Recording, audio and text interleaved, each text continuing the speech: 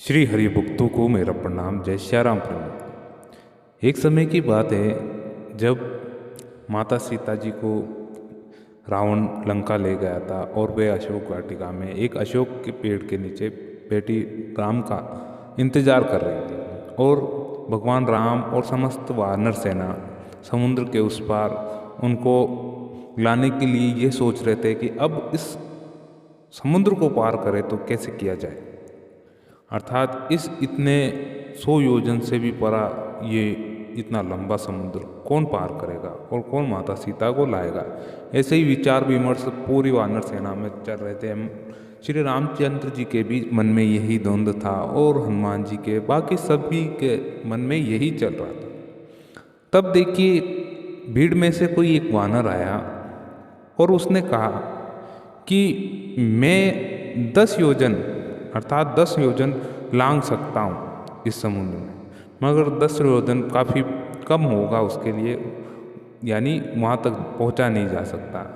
तो सभी वानर देख रहे थे कि 10 योजन की छलांग ये लगा सकते हैं, यानी वहाँ तक पहुँच सकते, तो क्यों ना हम भी कुछ ना कुछ कर सकते। यानी अब सब में इतना कॉन्फिडेंस आ गया, यानी आत्मविश्वास आ गया कि हम भी कुछ कर सकते हैं, यानी कुछ ना कुछ हम भी इतनी तो लंबी छलांग या इतनी दूर जा ही सकते कि जाकर हम वहाँ से वापस आ सकें। अब कोई कहने लगा कि वो 10 योजन जा रहे हैं तो मैं 15 योजन जा सकता हूँ, कोई कह रहा है मैं 22 योजन जा सकता हूँ, कोई 50 योजन। अब वहाँ पर जामवंत जी सबको देख रहे थे कि सब ना कुछ कह रहे हैं। तो जामवंत जी भी काफ़ी बूढ़े हो चुके थे और लेकिन वे उनकी सोचने और समझने की क्षमता और बोलने की तकनीक बहुत ही आश्चर्यजनक थी कि सब कह तो रहे हैं, उनके अनुभव के हिसाब से वे बताते हैं कि सब 10 योजन से शुरू किया है, क्यों ना मैं 90 योजन बता दूँ, केवल 100 योजन घटेगा, 100 योजन में से केवल 10 योजन ही घटेगा। तो जामवंत जी ने बताया कि मैं 90 योजन जा सकता हूँ।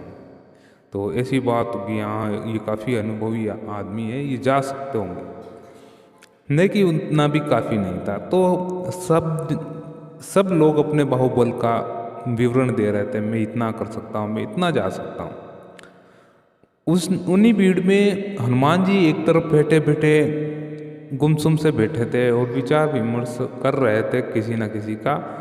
तब जामवंत जी ने बोला कि हनुमान तुम कितना जा सकते हो, तुम तो ये समुद्र पार कर सकते हो शायद। तो हनुमान जी बोले कि मेरा बाहुबल कहाँ है, मेरे पास कोई मेरा बाहुबल है ही नहीं, जो है वो प्रभु श्री राम का है, मेरा तो यहाँ पर कुछ भी नहीं। ऐसा कुछ उन्होंने विवरण दिया कि हनुमान तुम कर सकते हो, तुम्हारी शक्तियाँ याद करो, तुम में वह काबिलियत है कि तुम वहाँ सीता को ला सको, वहाँ संदेश पहुँचा सको। तो इतना भी कहने के बाद हनुमान जी उदास ही बैठे रहे कि नहीं मैं कुछ नहीं कर सकता, मेरे पास मेरा बाहुबल है ही नहीं। तो उनको याद दिलाने के लिए, उनका बाहुबल याद दिलाने के लिए जामवंत जी ने कुछ उपाय अपनाए। वो गुणगान करने लगे हनुमान जी का, अर्थात हे वीरों के वीर, हे महावीर, तुम वायुपुत्र हो, उठो महावीर उठो, देखो समुद्र योजन माँ सीता है, उन्हें लाना है, जगो। ऐसा ही कुछ विवरण करते रहे, गुणगान करते रहे काव्य सुरों में जामवंत जी। फिर भी हनुमान जी बोले कि नहीं मैं नहीं कर सकता, ये मेरा बाहुबल कहाँ इतना। तो के वापस विवरण करते हैं जामवंत जी की, हे बल बुद्धि के दाता, हे महावीर उठो, सब आपको भजते हैं जपते हैं, उठो और जाओ और अपनी शक्तियों को पहचानो। तब भी हनुमान जी पे कोई असर नहीं आता है। फिर जामवंत जी भी सोचने लग जाते हैं कि हनुमान में जो शक्तियाँ हैं वे जागृत करने के लिए अब किया जाए तो क्या किया जाए, कैसे क्या किया जाए। वो भी विचार विमर्श करते थोड़ी देर, फिर वापस आते हैं हनुमान जी के पास। फिर उनसे कहते हैं कि हे वीर महावीर, ये कैसा तुम उदास बैठे हो, उठो ये राम कार्य में तुम पीछे क्यों हट बैठ रहे हो, ये पूरा राम कार्य है, उठो और जल्दी चलो, वो राम का कार्य करना है। माता सीता इंतजार कर रही है श्री राम का, और अपनी शक्तियाँ पहचानो। अब देखिए कि जैसे ही हनुमान जी के कानों में राम की आवाज़ हुई और राम का गुणगान हुआ, तो उन्हें अनुभव हुआ, हाँ ये बिल्कुल राम का कार्य है और इस कार्य को पूरा करना है। और जैसे ही राम की धुन उनके कानों में गई तो उनको अपने बाहुबल का एहसास होने लगा। तब वह इधर उधर पड़ी हुई चट्टाने, छोटे पत्थर थे, तो उन्हें उठाने की कोशिश की और उन्होंने बिल्कुल ये आसानी से उठा लिया इतनी बड़ी बड़ी चट्टानों को और पत्थरों को। तब उनको ध्यान पड़ गया कि हाँ मुझ में बाहुबल है, और उन्होंने कुछ ही क्षण में अपना विकराल रूप सबके सामने दिखा दिया, यानी वे एक बहुत ही विशालकाय शरीर लेकर बड़े हो गए।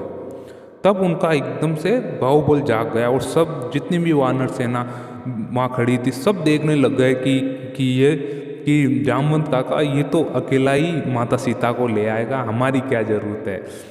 तो वहाँ पर जय श्री राम की गूंज गूंज उठी।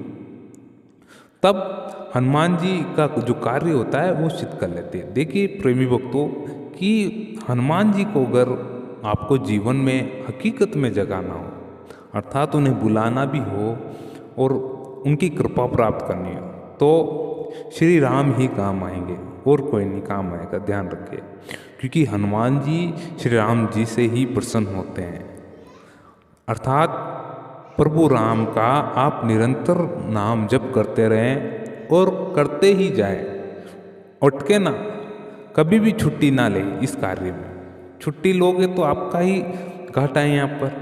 क्यों एक दिन बर्बाद करना, एक दिन का क्यों, एक क्षण भी क्यों बर्बाद करना, लो तो हर श्वास में लेते रहो। क्योंकि राम नाम ही एक ऐसा है जो इस माया से आपको बेड़ा पार लगा सकते हैं, इस भवसागर से बेड़ा पार लगा देगा। अब देखिए भवसागर इस संसार को कहा गया है, क्योंकि जो इसमें आ जाता है डूब जाता है तो वो डूबा ही चला जाता है, डूबा, उसका उभरना बहुत, उसका उस भवसागर से निकलना थोड़ा मुश्किल हो सकता है। अब जो राम नाम की रस्सी पकड़ लेता है इस भवसागर में, तो राम नाम सुनते ही उसको इस भवसागर से पार निकाल देते हैं।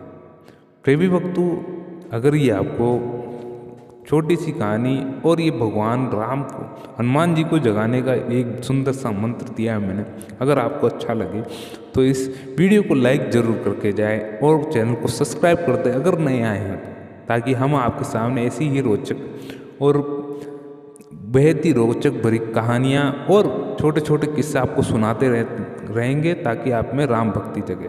तो प्रेमी भक्तों, मिलते हैं अगले वीडियो में। जय श्री राम।